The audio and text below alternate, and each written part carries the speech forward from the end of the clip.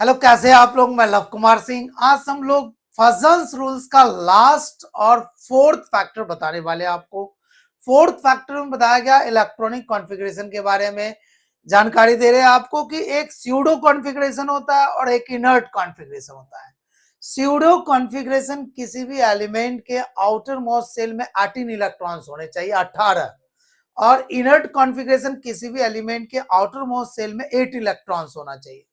तो बताया गया कि जो सूडो कॉन्फ़िगरेशन होता है एलिमेंट का, उसका कोवेलेंट कैरेक्टर ज्यादा होता है than the inert configuration of the element.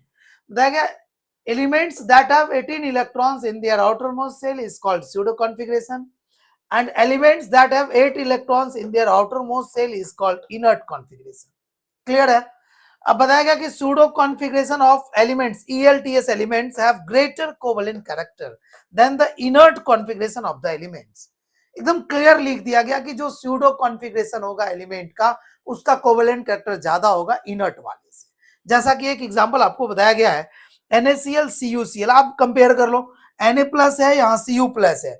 अब तो ये मालूम नहीं चल रहा है, होना चाहिए साइज इसका छोटा है तो इसका कोवेलेंट कैरेक्टर ज्यादा होना चाहिए, लेकिन ऐसा नहीं है। यहाँ पर जो कोवेलेंट कैरेक्टर होगा वो किसका ज्यादा होगा, CuCl का ज्यादा होगा NaCl से।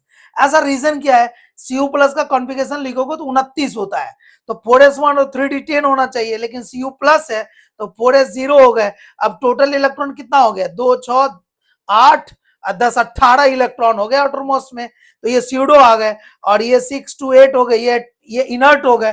तो स्यूडो का ज्यादा होगा और इनर्ट का क्या होगा, कम होगा। तो इसलिए हमने बताया कि जो इनर्ट कॉन्फ़िगरेशन होता है उसका कोवेलेंट कैरेक्टर कम होता है, और जो स्यूडो कॉन्फ़िगरेशन होता है उसका कोवेलेंट कैरेक्टर ज्यादा होता है। तो आपको फाइनली हमने फजान्स रूल के 4 फैक्टर्स के बारे में बता दिए।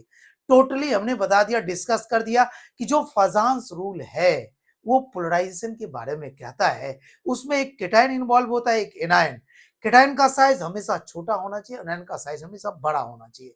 केटायन का साइज छोटा होने के लिए चार्ज भी बढ़ना चाहिए। पॉजिटिव चार्ज बढ़ेगा तो साइज ऑफ केटायन छोटा होगा, साइज ऑफ केटायन छोटा होगा तो पोलराइजिंग पावर ज्यादा होगा, कोवेलेंट कैरेक्टर फाइनली ज्यादा होगा। अब पोलराइजेबिलिटी एनायन के केस में हम लोग पोलराइजेबिलिटी की बात करते हैं, उसके पोलराइज होने की एबिलिटी की बात करते हैं। पोलराइजेबिलिटी तब ज्यादा होगा जब एनायन का साइज बड़ा होगा, तो जल्दी लुढ़केगा, जल्दी पोलराइज होगा उसके तरफ। जितना ज्यादा पोलराइजेबिलिटी होगा उतना ही ज्यादा कोवेलेंट कैरेक्टर होगा। साइज ऑफ एनायन बढ़ाएंगे तो पोलराइजेबिलिटी बढ़ेगा, पोलराइजेबिलिटी बढ़ेगा तो कोवेलेंट कैरेक्टर भी बढ़ेगा। क्लियर है। उसके बाद हमने आपको लेकर आया इलेक्ट्रॉनिक कॉन्फ़िगरेशन। इलेक्ट्रॉनिक कॉन्फ़िगरेशन के बारे में बताया कि जो स्यूडो होता है उसका ज्यादा होता है इनर्ट वाले कॉन्फ़िगरेशन से, है ना। तो हमने आपके सारे